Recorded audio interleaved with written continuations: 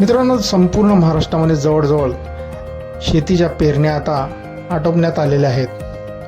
पाऊस सुरुवातीला दमदार झाला, त्यानंतर आता पावसाने चांगलीच दडी मारलेली असून सर्व दूर आता चांगलेच ऊन पडत आहे.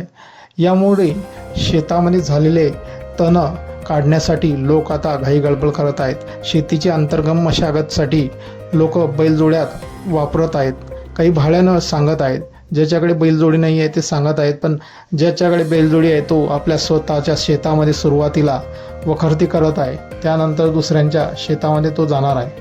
अशातच लोकांना आपल्या शेतातील अंतर्मशागतीची घाई आलेली आहे.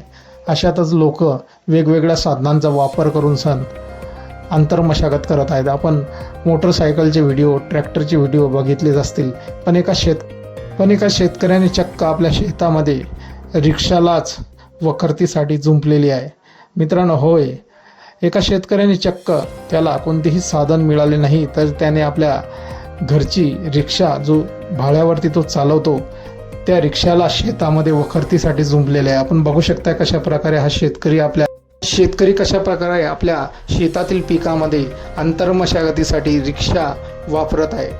तो रिक्षा स्वतः चालत आहे आणि त्या रिक्षाच्या मागे त्याने औत लावलेला आहे आणि त्याची बाई त्या अवताच्या साह्याने आपल्या शेतातील अंतर्मशागत करत आहेत. मित्रांनो, हा व्हिडिओ कुठला हे माहिती नाही, पण हा व्हिडिओ सोशल मीडियावर चांगलाच व्हायरल असून आता शेतकऱ्यांच्या भरभरून अशा प्रतिक्रिया या व्हिडिओवरती येत आहेत. आपण बघू शकता कशा प्रकारे या शेतकऱ्याने हा जुगाड केलेला असून हा जुगाडाच्या साह्याने तो आपल्या शेतातील अंतर्मशागत करत आहे. बैलजोडी नाही आहे तर काय झाले, त्याने आपल्या रिक्षाला चक्क शेतामध्ये अंतर्मशागतीसाठी लावलेले आहे आणि त्याच्या मदतीने तो शेतकरी आपल्या पिकातील मशागत करून तण काढत आहे. त्याची बायको त्याला या कामासाठी साथ देत आहे. मित्रांनो, आपण बघू शकता कशा प्रकारे करताय.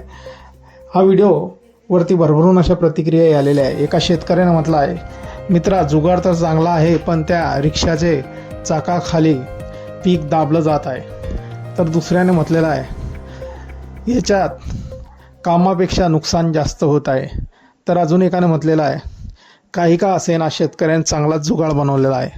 मित्रांनो, आपल्या काही प्रतिक्रिया असतील या व्हायरल व्हिडिओबद्दल आपण कमेंट बॉक्समध्ये देऊ शकतात. धन्यवाद.